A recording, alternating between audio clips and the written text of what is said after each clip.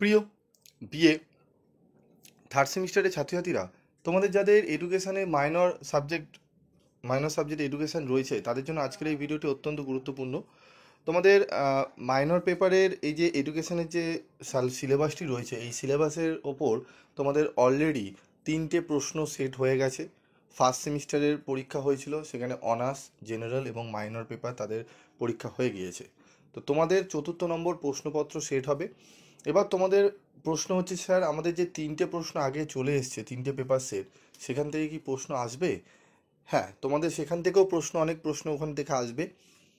কি কি প্রশ্ন থাকছে সেইগুলো নিয়ে আজকে আলোচনা করব, একদম শেষ মুহূর্তের সাজেশন নিয়ে আলোচনা করব। এবং যারা তোমরা ক্লাস করেছো পিভি স্টাডি ক্লাসের এডুকেশনে, তাদের কোনো চিন্তার কোনো কারণ নেই, তোমাদের খুব ভালো এক্সাম যাবে, এটুকু বলতে পারি। তো আজকের মূল আলোচনায় যে প্রশ্নগুলো থাকবে ভালো করে শুনবে, সেগুলো পড়লে তোমরা 100% কোশ্চেন কমন পেয়ে যাবে, ঠিক আছে? এবং উত্তরোত্তর তোমরা জানো, আমি অনেক উত্তরই তোমাদের আলোচনা করে দিয়েছি। 2 মার্কসেরও যদি তোমাদের 2 মার্কসের কোশ্চেন অ্যান্সার যদি বলো যে স্যার লাগবে, আমি অবশ্যই তোমাদেরকে দিয়ে দেবো। তো চলো, প্রথম আমি তোমাদের বলে দিই, 10 নম্বরে 3টি প্রশ্ন করতে হবে, 5 নম্বরের 5টি, 2 নম্বরের 10টি। তো চলো, প্রথম প্রশ্ন যেটি পড়তে হবে, ডেলর কমিশনের মতে আধুনিক শিক্ষার লক্ষ্যগুলি আলোচনা করো।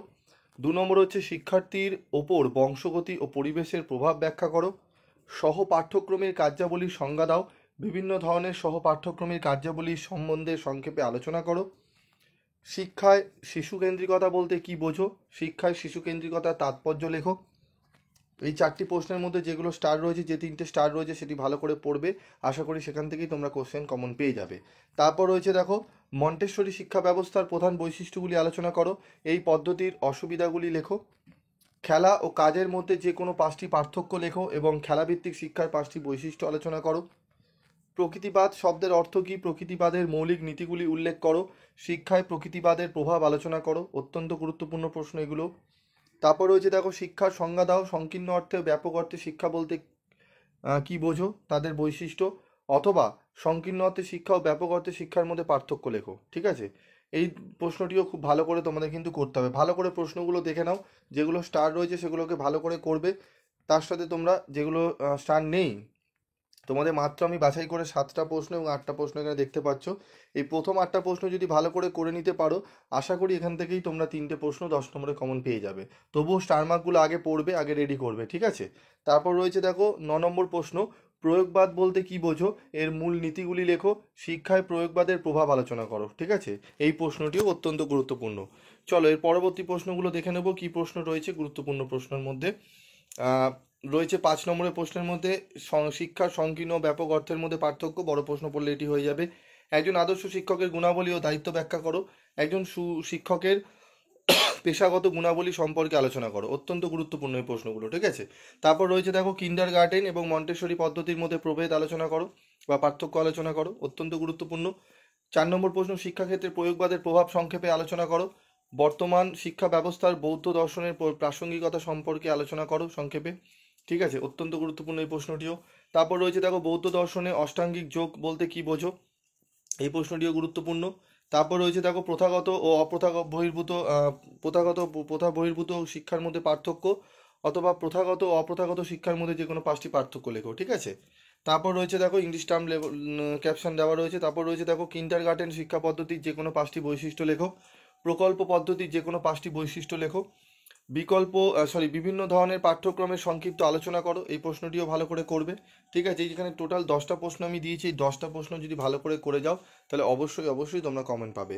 এবং তোমরা জানো, পিভি স্টাডি ক্লাসের নোটসও কিন্তু অত্যন্ত রিজনেবল প্রাইসে হয়। কিছু ছাগল রয়েছে ইউটিউবার, যারা আমার নামে একটু বলে বেড়ায় যে আমি কি করে কম দামের নোটস দিচ্ছি, সেগুলো ভালো নয়। অ্যাকচুয়ালি তারা 500-400 করে বিক্রি করছে, তারা তো কম দামে দেবে না, কারণ তাদের কমিশন বেসের ব্যাপার রয়েছে। তো তাই জন্য পিভি স্টাডি ক্লাসের নামে যদি বাজে বলে দুটো আরও সেল বাড়ানো যায়। আমি তো এখানে ব্যবসা করার উদ্দেশ্যে আসিনি, আমি তোমাদের কারো নামে কোনো টিচারের নামে আমি বলে বেড়াই না।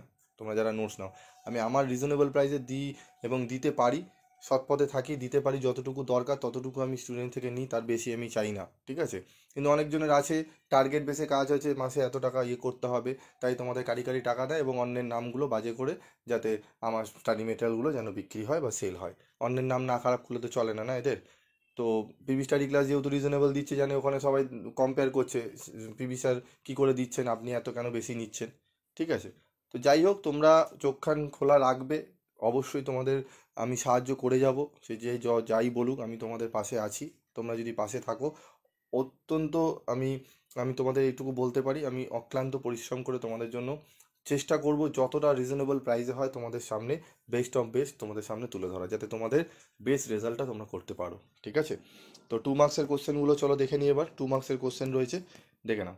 শিক্ষার সংকীর্ণ ব্যাপক অর্থের মধ্যে দুটি পার্থক্য লেখো। সাক্ষ্য দর্শনের প্রবক্তাকে। প্রয়োগবাদ অনুযায়ী শিক্ষার দুটি লক্ষ্য উল্লেখ করো। পাঠ্যক্রমের সংজ্ঞা দাও। প্রথা বহির্ভূত শিক্ষা কি? প্রথাগত শিক্ষার সংজ্ঞা দাও। বৌদ্ধ দর্শনের 4টি আর্য সত্যের নাম লেখো। প্রকৃতিবাদী দর্শনের জনককে। খেলাভিত্তিক শিক্ষা কি? ঠিক আছে, তারপর রয়েছে দেখো, সুশিক্ষকের দুটি কাজ লেখো। সংকীর্ণ অর্থে শিক্ষা বলতে কি বোঝো? প্রয়োগবাদের শিক্ষা পদ্ধতির দুটি বৈশিষ্ট্য লেখো।